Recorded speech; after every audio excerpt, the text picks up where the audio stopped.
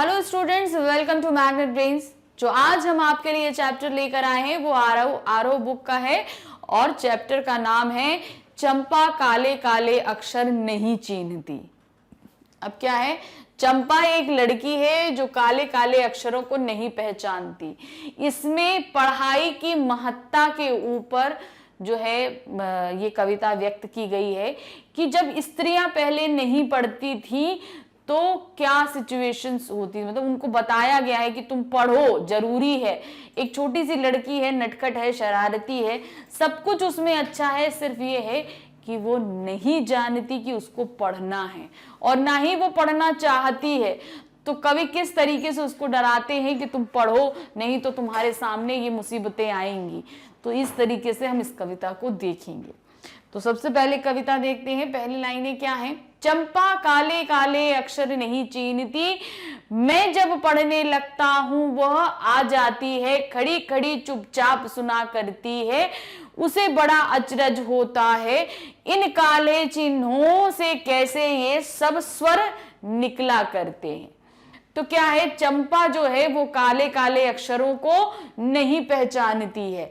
मैं जब पढ़ने लगता हूं, यानी कि जब मैं पढ़ता हूं तो वो आ जाती है, खड़ी चुपचाप सब कुछ सुनती है, खड़ी रहती है और खड़े होकर सब कुछ चुपचाप सुनती रहती है। उसे बड़ा अचरज होता है। क्या अचरज? उसको बड़ा आश्चर्य होता है कि इन काले चिन्हों से ये सब स्वर कैसे निकलते हैं, कि ये जो काले काले जो चिन्ह बने हुए हैं इनसे ये सब स्वर कैसे निकल रहे हैं। स्वर मतलब हम पढ़ के बोल रहे हैं ना, तो ये कैसे इनमें से ये सब स्वर निकल रहे हैं, कैसे इनसे निकलते हैं, वो बहुत ही आश्चर्य करती है। तो अब इसका प्रसंग देखेंगे और फिर व्याख्या देखेंगे। प्रसंग क्या है?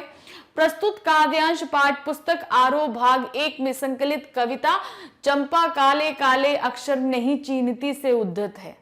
इसके रचयिता प्रगतिशील कवि त्रिलोचन हैं।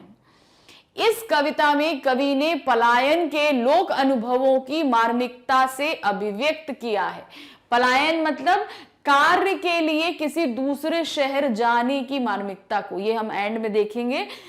कविता के आखिर में भी ये चीज का वर्णन किया गया है कि कार्य के चक्कर में लोगों को कैसे एक शहर से दूसरे शहर जाना पड़ता है, अपने घरों को छोड़ के जाना पड़ता है। गांव में साक्षरता के प्रति उदासीनता को चंपा के माध्यम से मुखरित किया गया है कि गांव में लोग जो हैं वो पढ़ना नहीं चाहते हैं। तो इन सब चीजों को एक छोटी सी लड़की चंपा के माध्यम से कवि त्रिलोचन ने हमारे सामने प्रस्तुत किया है। क्या दिया है? कवि चंपा नामक लड़की की निरक्षरता के बारे में बताते हुए कहता है कि चंपा काले काले अक्षरों को नहीं पहचानती है, उसे अक्षर ज्ञान नहीं है। जब कवि पढ़ने लगता तो वह वहां आ जाती है, वह उसके द्वारा बोले गए अक्षरों को चुपचाप खड़ी सुना करती है। उसे इस बात की बड़ी हैरानी होती है कि इन काले अक्षरों से ये ध्वनियां कैसे निकलती हैं। वह अक्षरों के अर्थ से हैरान होती है। जब नहीं पढ़ना जानता है कोई तो कैसे ये, अब जिसके उसके लिए ये बा ता ते तो है नहीं, उसके लिए तो ये काला काला कुछ बना हुआ है। जब अक्षर नहीं पहचानेगा तो उसके लिए तो काले काले बने। तो वही है कि इन सब चीजों से आवाज कैसे निकलती है, इनको कैसे इसमें से स्वर निकलते हैं, ये पहचानना बहुत मुश्किल होता है। आगे की लाइन से, चंपा सुंदर की लड़की है, सुंदर ग्वाला है, गायें भैंसे रखता है। चंपा चौपायों को लेकर चरवाही करने जाती है।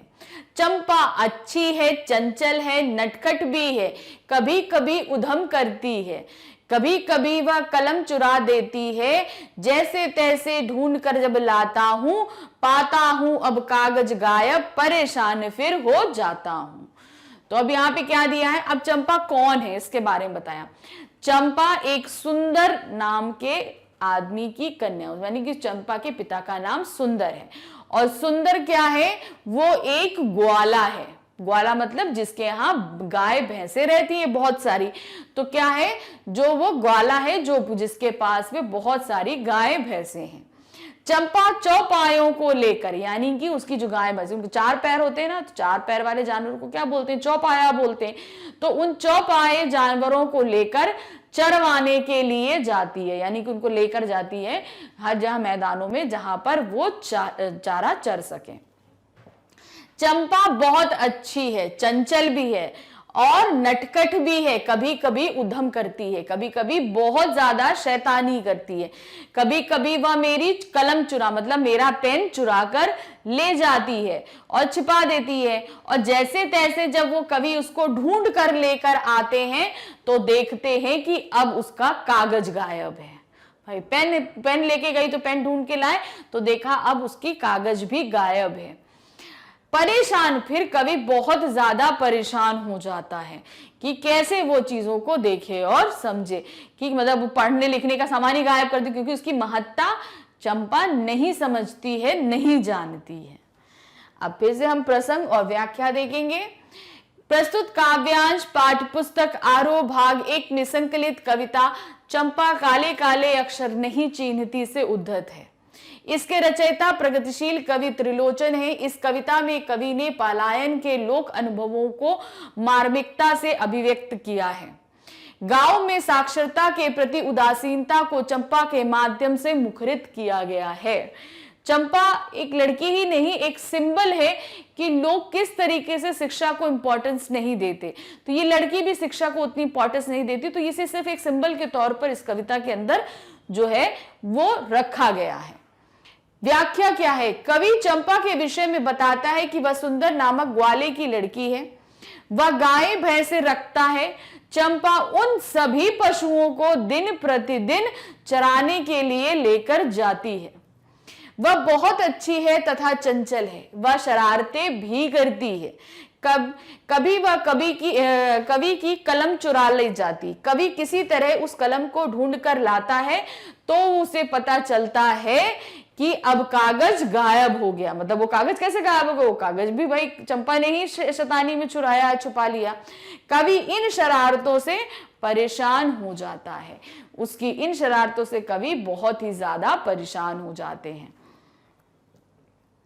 आगे की लाइन से, चंपा कहती है तुम कागज को गोदा करते हो दिन भर, क्या यह काम बहुत अच्छा है? यह सुनकर मैं हंस देता हूं, फिर चंपा चुप हो जाती है। उस दिन चंपा आई, मैंने कहा कि चंपा तुम भी पढ़ लो, हारे गाड़ काम सरेगा, गांधी बाबा की इच्छा है सब जन पढ़ना लिखना सीखें। चंपा ने यह कहा कि मैं तो नहीं पढ़ूंगी, तुम तो कहते थे गांधी बाबा अच्छे हैं, वे पढ़ने लिखने को कैसे बात कहेंगे, मैं तो नहीं पढ़ूंगी। अब क्या हुआ?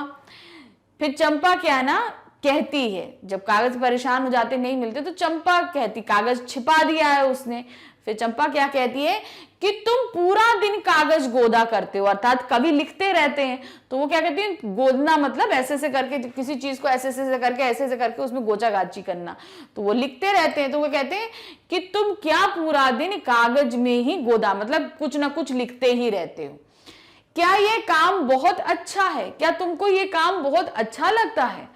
जब चंपा ये सब चीजें बोलती है तो कवि ये सब सुन के जो है हंस देते हैं, और कवि की हंसी देखकर चंपा क्या है वो चुप हो जाती है। उसे लगता है कि मैंने कोई गलत चीज कह दी या समथिंग कुछ ऐसा कह दिया जो नहीं कहना चाहिए, तो वो चुप हो जाती है।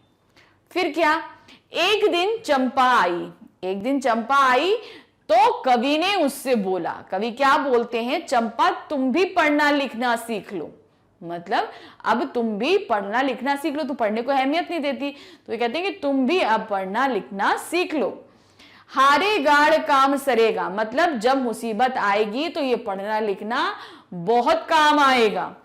गांधी बाबा की इच्छा है सब जन पढ़ना लिखना सीखें। गांधी बाबा मतलब महात्मा गांधी की इच्छा है कि देश में सभी व्यक्तियों को पढ़ना लिखना चाहिए, ये बहुत जरूरी है।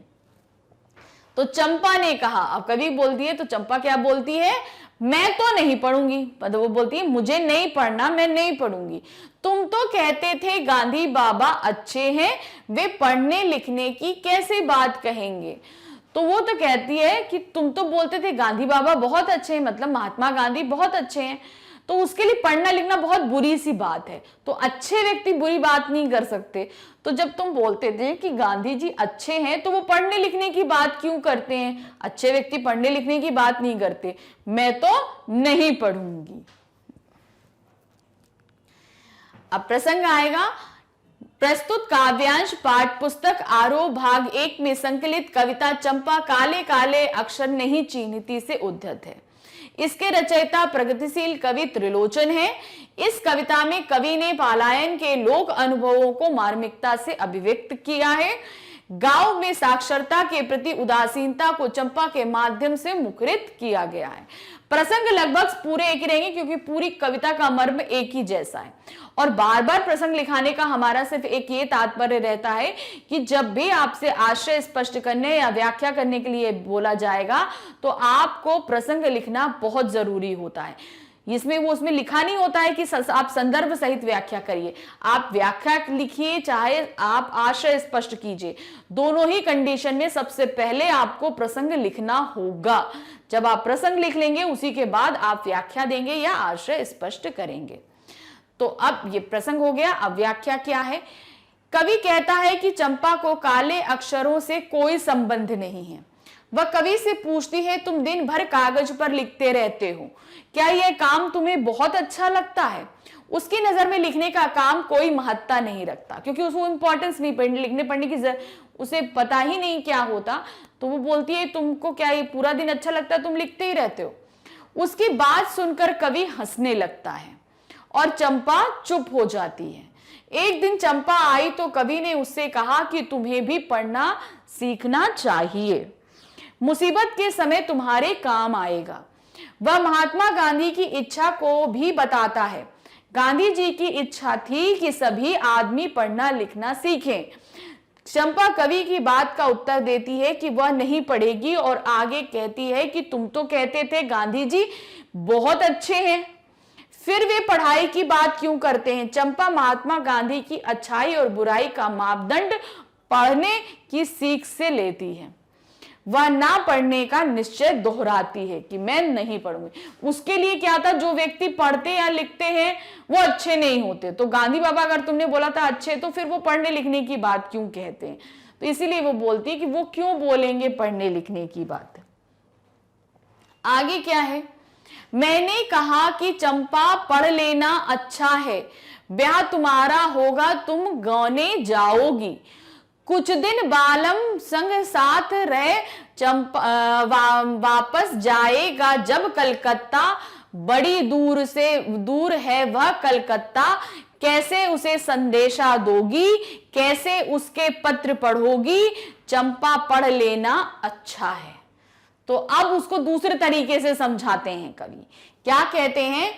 फिर कवि बोलते हैं कि चंपा पढ़ लेना बहुत अच्छा होता है, क्योंकि जब ब्याह होगा तुम्हारा और तुम गौने जाओगी, मतलब ब्याह हो जाएगा उसके बाद गौना होगा, यानी कि विदा होके अपने ससुराल जाओगी, तो कुछ दिन तुम्हारा पति तुम्हारे साथ रहेगा और फिर काम के सिलसिले से उसे कलकत्ता जाना पड़ेगा। बड़ी दूर है कलकत्ता, कलकत्ता मतलब बहुत ज्यादा दूर है। ठीक, जब काम जाएगा, काम कलकत्ता जाएगा, कलकत्ता यहां से बहुत दूर है। कैसे उसे संदेशा दोगी? जब उसे तुम उसे अपना हाल चाल बताओगी, घर का बताओगी, तुम उसे संदेशा कैसे दोगी जब तुम्हें पढ़ना लिखना नहीं आता है? कैसे उसके पत्र पढ़ोगी? और जब वो पत्र भेजेगा, तो जब तुमको पढ़ना लिखना नहीं आएगा तो तुम कैसे उसके पत्र पढ़ोगी? चंपा पढ़ लेना अच्छा है, अगर तुम पढ़ लो तो बहुत अच्छा है। देखिए, पलायन की स्थिति का जो बात हो रही थी वो इसी पैरा से शुरू होती है कि कार्य के माध्यम में चंपा के पति को कलकत्ता जाना पड़ेगा, तो उसे कैसे सब चीजें सामने आएंगी उसको, अगर वो पढ़ी लिखी नहीं होगी। तो यहाँ क्या है? प्रस्तुत काव्यांश पाठ पुस्तक आरोह भाग 1 में संकलित कविता चंपा काले काले अक्षर नहीं चिन्हती से उद्धत है। इसके रचयिता प्रगतिशील कवि त्रिलोचन है। इस कविता में कवि ने पलायन के लोक अनुभवों की मार्मिकता से अभिव्यक्त किया है। गांव में साक्षरता के प्रति उदासीनता को चंपा के माध्यम से मुखरित किया गया है। व्याख्या क्या है? कवि चंपा को पढ़ने की सलाह देता है तो वह स्पष्ट तौर से मना कर देती है। कवि शिक्षा के लाभ गिनाता है, मतलब क्या क्या फायदे हो सकते हैं। वह उसे कहता है कि तुम्हारे लिए पढ़ाई लिखाई जरूरी है, एक दिन तुम्हारी शादी होगी और तुम अपने पति के साथ ससुराल जाओगी। वहां तुम्हारा पति कुछ दिन साथ रहकर नौकरी के लिए कलकत्ता चला जाएगा। कलकत्ता यहां से बहुत दूर है, ऐसे में तुम उसे अपने विषय में कैसे बताओगी? तुम उसके पत्रों को किस प्रकार पढ़ पाओगी? इसलिए तुम्हें पढ़ना चाहिए। अगर पढ़ लोगी तो तुम्हारे लिए आगे इसके बहुत सारे फायदे हैं। अब जब कवि ये बोल देता है तो अब चंपा क्या बोलेगी? चंपा क्या कहती है? आगे की पंक्तियों में लिखा है, चंपा बोली, तुम कितने झूठे हो देखा, हाय राम तुम पढ़ लिख कर इतने झूठे हो। मैं तो ब्याह कभी ना करूंगी, और कहीं जो ब्याह हो गया तो मैं अपने बालम को संग साथ रखूंगी। कलकत्ता में कभी न जाने दूंगी, कलकत्ते पर बजर गिरे। तो अब क्या कहती है चंपा? जब उसने बता दिया कवि ने कि किस किस तरीके से तुमको मतलब आगे फायदा होगा, तब चंपा क्या बोलती? चंपा कहती है कि तुम बहुत झूठे हो, तुम बहुत झूठे हो, मैंने देख लिया। हाय राम तुम पढ़ लिख कर इतना झूठ बोलते हो, मतलब तुम पढ़े लिखे हो और तब भी तुम इतना झूठ बोलते हो। उसके सामने पढ़े लिखे आदमी बहुत अच्छे होते हैं, मतलब बहुत ज्यादा बुद्धिमान होते हैं, तो तुम पढ़ लिख कर भी इतना झूठ बोलती हो, तुम्हें ऐसा नहीं करना चाहिए। मैं तो ब्याह कभी नहीं करूंगी, मतलब अगर मुझे पढ़ना पड़े ब्याह करने के लिए तो मैं ब्याह ही नहीं करूंगी। और कहीं जो ब्याह हो गया, और मान लो अगर कहीं ब्याह हो गया, मतलब मेरी शादी हो गई कभी, तो मैं अपने बालम को संग साथ रखूंगी, मतलब मैं उसे अपने से दूर कहीं नहीं जाने दूंगी, अपने पति को हमेशा अपने साथ रखूंगी। कलकत्ता में कभी ना जाने दूंगी, और कलकत्ता में उसको कभी भी नहीं जाने दूंगी। कलकत्ते पर बजर गिरे, मतलब वो कलकत्ता ही स्वाहा हो जाए, जो अपने हमारे पतियों को वहां पर हम लोगों से दूर ले जाए। तो ऐसे कलकत्ता ही नष्ट हो जाए, उस पे आंधी तूफान, वज्र मतलब इंद्र जी का अस्त्र है, तो सब कुछ तबाह हो जाए। तो वही कहते हैं कि ऐसे कलकत्ता में सब कुछ तबाह, कलकत्ता ही ना रहे। तो इसका प्रसंग क्या होगा? प्रस्तुत काव्यांश पाठ्य पुस्तक आरोह भाग 1 में संकलित कविता चंपा काले काले अक्षर नहीं चिन्हती से उद्धत है।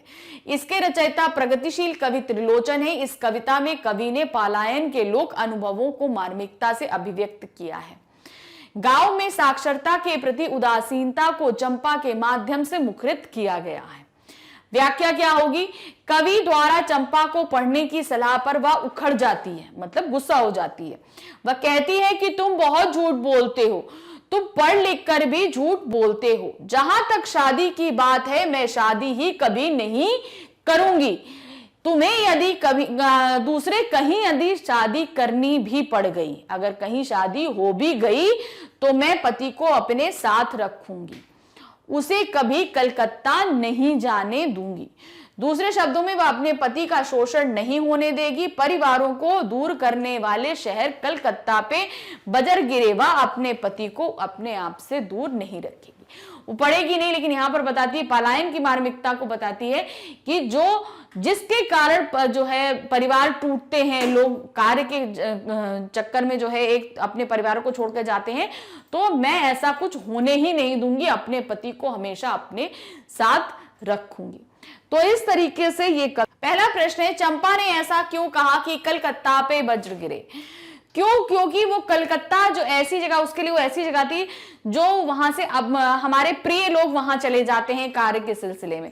वो कलकत्ता ही नहीं रहेगा तो लोग वहां नहीं जाएंगे, तो इसलिए वहां पर उसका पति, वहां पर शादी करने के बाद उसका पति वहां चला जाएगा, उससे दूर हो जाएगा, तो इस वजह से उसने ऐसा बोला। तो क्या है, चंपा यद्यपि पढ़ी लिखी नहीं है, फिर भी उसके मन में भविष्य के प्रति आशंका उत्पन्न होती है।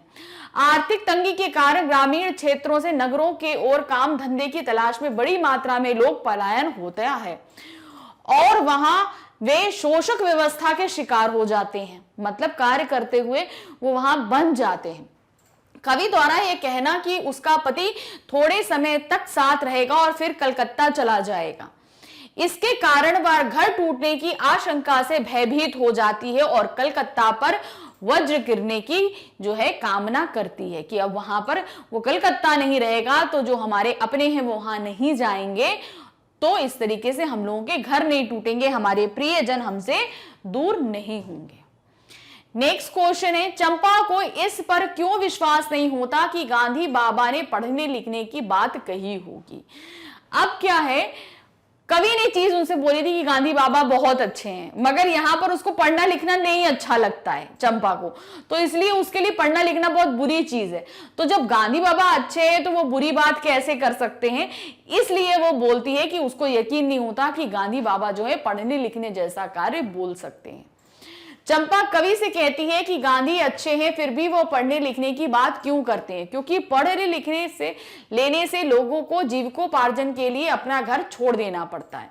मतलब जब पढ़ लिख लो तो हमें पढ़ने के कारण दूसरी जगह जाना पड़ जाता है। उनकी दृष्टि से पढ़ने लिखने की बात कहने वाला व्यक्ति अच्छा नहीं हो सकता, इस कारण वह विश्वास नहीं कर पाती कि गांधी बाबा जैसे अच्छे मनुष्य ने पढ़ने लिखने जैसी बुरी बात कही होगी। इस पंक्ति में यह व्यंग छिपा है कि पढ़ लिख कर व्यक्ति अपनी सहजता खो बैठता है और वह शोषक व्यवस्था का एक अंग बन जाता है। तो यहाँ ये चीज बताए कि पढ़ने लिखने के बाद व्यक्ति में जो अपनापन होता है, मानवता होती है, वो सब चीजें कहीं लोप हो जाती है। तो ये एक इनडायरेक्टली वे में जो है तंज किया गया है, व्यंग किया गया है उन लोगों से जो पढ़ने लिखने के बाद अपने आप को बहुत बुद्धिमान समझते हैं, लेकिन जो मानवता है वो कहीं उनके पास खो जाती है। नेक्स्ट क्वेश्चन है, कवि ने चंपा की किन विशेषताओं का उल्लेख किया है। तो क्या बताया है, चंपा नटखट है, शैतानी है, भोली भाली है, चंचल है। तो ये सभी जो चीजें बताई हैं उन्हीं को हमें यहां पर अच्छे से लिखना है। कैसे लिखेंगे देखिए, कवि ने चंपा की निम्नलिखित विशेषताओं का वर्णन किया है। चंपा एक ग्रामीण बाला है, उसका स्वभाव नटखट, चंचल और शरारती है। वह शरारतवश कभी कभी खूब उधम मचाती है और कवि की कलम और कागज को छिपाकर ले जाती है, मतलब चुराकर कहीं छिपा देती है। फिर दूसरा है, चंपा अबोध बालिका है, वह पढ़ाई लिखाई को महत्व नहीं समझती। अबोध मतलब जिसको समझ नहीं होती, अबोध है और वो पढ़ाई लिखाई की महत्व को नहीं समझती है। चंपा का स्वभाव मुखर और विद्रोही है, इसीलिए वह शोषक व्यवस्था के प्रतिपक्ष में खड़ी हो जाती है। मतलब वो अगर कोई चीज गलत है तो उसके सामने एकदम आके खड़ी हो जाएगी, नहीं हमें नहीं करना। तो वो कलकत्ता पे वज्र करने की बात इसलिए बोलती क्योंकि वो नहीं चाहती कि उसका पति वहां जाए, तो उस कंडीशन में वो वहीं पे बोल देती है कि कलकत्ता ही समाप्त हो जाए। कवि के समझाने पर वह पढ़ना लिखना नहीं चाहती और अपने मन की बात को बिना छिपाए मुंह पर कह देती है, क्योंकि वह स्पष्ट वक्ता है। मतलब वो नहीं बोलती कि हाँ तुमने समझाया है तुम्हारी बात मैं मान लूं, ऐसा नहीं। उसको नहीं पढ़ना है तो नहीं, उसने ये बात स्पष्ट तौर से लेखक के मुंह पर बोल दी। लास्ट है, चंपा में परिवार के साथ मिलकर रहने की भावना है, वह परिवार को तोड़ना नहीं चाहती, इसीलिए वो बोलती है कि मैं अपने पति को अपने संग रखूंगी, क्योंकि वो परिवार को अलग होता नहीं देखना चाहती है। तो ये सभी विशेषताएं कवि ने अपनी कविता के माध्यम से यहां चंपा की विशेषताओं को बताया है। क्वेश्चन नंबर 4 है, आपके विचार से चंपा ने ऐसा क्यों कहा होगा कि मैं नहीं पढ़ूंगी। ये अब आपको अपने विचार से बताना है। अब देखिए यहां पर सभी के विचार अलग अलग हो सकते हैं, तो आपके विचार क्या है, हो सकता है वो पढ़ाई लिखाई से डरती हो, या हो सकता है पढ़ना लिखना उसे व्यर्थ समय बर्बाद करना लगता हो। तो सबको जो अलग अलग लगता है आपको उसी तर्क के साथ जो है आंसर देना। तर्क का देने का मतलब क्या है कि आपको लग रहा है इसका क्या कारण है, आपको यह भी लिखना होगा। तो इस तरीके से करेंगे। तो आप कैसे लिखेंगे इसका हम आपको सिर्फ एक हिंट दे सकते हैं कि इस तरीके से आप अपने आंसर को बनाएंगे। क्या है, मेरे अनुसार चंपा के मन में यह भाव छिपा है कि वह पढ़ लिख कर लोग धन कमाने के लिए अपने परिवार से दूर चले जाते हैं, जिसके परिणाम स्वरूप वह घर टूट जाते हैं और परिवार के विछोह की वेदना को सहन करना पड़ता है। विछोह मतलब परिवार को वियोग झेलना पड़ता है। वह मानती है कि पढ़ने लिखने वाले लोग शोषण व्यवस्था का अंग बन जाते हैं, मतलब जो दूसरों से काम कराने के चक्कर में उन लोगों को बहुत तकलीफ देते हैं, पढ़े लिखे व्यक्ति उस वर्ग के अंतर्गत आ जाते हैं। क्योंकि वह पढ़ाई लिखाई का महत्व नहीं जानती, अतः इस कारण चंपा ने ऐसा कहा होगा कि मैं तो नहीं पढ़ूंगी। मतलब वो नहीं जानती कि पढ़ना लिखना कितना जरूरी होता है, इसलिए उसने सीधे बोल दिया कि मैं नहीं पढ़ूंगी। नेक्स्ट है, यदि चंपा पढ़ी लिखी होती तो कवि से कैसे बात करती। अब ये आपको बताना है, यहां पर हमें अपनी तर्क के हिसाब से देना है कि पढ़ी लिखी होती तो कैसे, सब तरीके से कैसे कैसे बात करती। यदि चंपा पढ़ी लिखी होती तो कवि की योग्यता का सम्मान करती, कि वो कितना योग्य व्यक्ति, इतनी अच्छी, उसका कागज कलम नहीं चुराती, क्योंकि पढ़ाई लिखाई को वो महत्व दे, समझती कि पढ़ाई लिखाई कितनी जरूरी है। चंपा का बात को अभिव्यक्त करने का तरीका विनम्र और सम्मान पूर्वक होता है। जैसे वो उद्दंड तरीके से मैं नहीं पढ़ूंगी, तो तरीके में जो है विनम्रता आ जाती, सौम्यता आ जाती, ठीक से अच्छे से बात सम्मान करते हुए कवि से बात करती। तब शायद उसकी बातों में विद्रोह के स्वर की अपेक्षा कवि के प्रति श्रद्धा होती। शायद उसकी बातों में उतनी सहजता ना होती जितनी अभी है। वो माना कि बहुत अच्छे भाव से, श्रद्धा भाव से बात करती, लेकिन जितने सरल भाव से वो अनपढ़ होने पर बात कर रही है, शायद पढ़ लिखने जाने के बाद वो उतने सरल तरीके से बात नहीं कर पाती। जो कि अनपढ़ व्यक्ति क्या है, जो उसके मन में, उसे निकाल के बाहर रख दिया, उस बात को मोड़ तोड़ के बोलने की आदत नहीं है उसमें, तो शायद वो इतने तरीके से नहीं बोल पाती। क्वेश्चन नंबर 6 है, इस कविता में पूर्वी प्रदेशों की स्त्रियों की किस विडंबनात्मक स्थिति का वर्णन किया गया है। यहां पर सबसे बड़ी विडंबना है अनपढ़ होना, और औरतें उस विडंबना को समझती ही नहीं है, उनको महत्व ही नहीं देती कि हमको पढ़ना चाहिए, क्योंकि वो पढ़ाई लिखाई के महत्व को ही नहीं जानती। इसी का वर्णन इस कविता के माध्यम से त्रिलोचन जी ने हमारे सामने रखा है। क्या है? उपयुक्त कविता में पूर्वी प्रदेशों में रहने वाली स्त्रियों को इस विडंबनात्मक स्थिति का वर्णन हुआ है कि वे प्रायः अनपढ़ हैं, उनके पतियों को रोजगार की तलाश में दूर शहरों में जाना पड़ता है, उनकी निरक्षरता के कारण उन्हें पति के वियोग के साथ संदेश भेजना और पढ़ना दोनों ही विवशता को झेलना पड़ता है। एक तो काम के सिलसिले में पति चले जाते हैं, दूसरा वो अनपढ़ हैं, तो ना ही अपना संदेश भेज सकती हैं और ना ही उनके भेजे संदेश को वो पढ़ सकती हैं। एक तो वियोग और दूसरा ऊपर से वहां से कोई उनकी जानकारी भी हम नहीं प्राप्त कर सकते। कई बार तो उन्हें अपने परिवारजन की बहुत लंबे समय तक कोई सूचना नहीं मिलती और वे केवल अनुमान के बल पर अपना समय व्यतीत करती हैं। उनका जीवन प्रायः अकेलेपन की त्रासदी से गुजरता है, और कभी कभी तो ऐसा होता है कि उन्हें अपने लोगों जो गए हैं शहर में, उनकी कोई जानकारी नहीं मिलती, तो बहुत लंबे समय तक वो बिना जानकारी के ही रहती हैं, और ये वियोग और ये दुख तकलीफ उनको झेलना उनके नसीब में हो जाती है। अगर वो पढ़ी लिखी होती तो शायद उनको भी इन सब चीजों को नहीं झेलना पड़ता। तो लास्ट क्वेश्चन है, संदेश ग्रहण करने और भेजने में असमर्थ होने पर एक अनपढ़ लड़की को किस वेदना और विपत्ति को भोगना पड़ता है, अपनी कल्पना से लिखिए। कि मतलब एक अनपढ़ लड़की जो न संदेश भेज सकती है और न आया हुआ संदेश पढ़ सकती है, तो उसे किस तरह की प्रॉब्लम को सामना करना पड़ेगा, आपको वो लिखना है। अनपढ़ लड़की को मानसिक त्रास झेलना पड़ता है, मतलब उसे मानसिक तकलीफ को बहुत झेलना पड़ता है। कि मतलब वो एक तो अपनी बात किसी से बोल नहीं सकती, और दूसरा बोल नहीं सकती तो उसे अपने ही अपने अंदर करना है। किसी कहने पे कहते ना मन हल्का हो जाता, तो वो बोल नहीं सकती, तो अपने में ही उसको वो सारी चीजें झेलनी पड़ेंगी। उसे अपने प्रियजनों और परिचितों की कोई खबर नहीं मिल पाती। यदि वह किसी से चिट्ठी लिखवा भी ले तो लोक लाज के भय के कारण वह अपने मन की सारी बातें, प्रेम की बातें, वियोग का दुख या माता पिता को ससुराल की बातें आदि अनेक ऐसी बातें होती हैं जो वह नहीं बता पाती। मतलब अगर दूसरे से पत्र लिखाएगी तो अपने पति को प्रेम भरी बातें नहीं बोल पाएगी। घर अगर अपने ससुराल में है तो अपने माँ बाप को अपने ससुराल की बातें नहीं बता पाएगी। तो बहुत सी चीजें होती हैं, जब दूसरे से लिखाया जाता है तो नहीं लिख सकते हैं, इसी कारण उसके मन की बातें मन में ही रह जाती हैं। इस प्रकार संदेश ग्रहण करने और भेजने में असमर्थ होने पर एक अनपढ़ लड़की को विरह की वेदना, अकेलेपन की पीड़ा, प्रेम की अभिव्यक्ति ना कर पाने की व्यवस्था और लोक लाज की विपत्ति को भोगना पड़ता है। तो जो लोग नहीं पढ़ पाते उन्हें इन सब चीजों, क्योंकि हम अपने मन की बात के लिए किसी दूसरे के ऊपर, और सारी बातें हम किसी दूसरे को नहीं बोल सकते कि आप ये लिख दो या ये लिख दो, तो इसलिए पढ़ना लिखने का महत्व बहुत बड़ा होता है।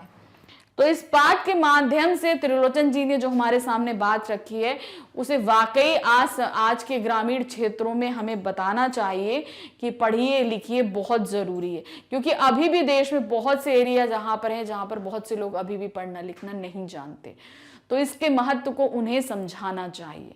कविता बहुत अच्छी थी, बहुत ही प्रेरणात्मक थी। सीखिए और दूसरों को भी समझाने की कोशिश कीजिए कि पढ़ने की आवश्यकता बहुत बड़ी होती है। तो ये पाठ यहीं खत्म होता है। Thank you, bye bye.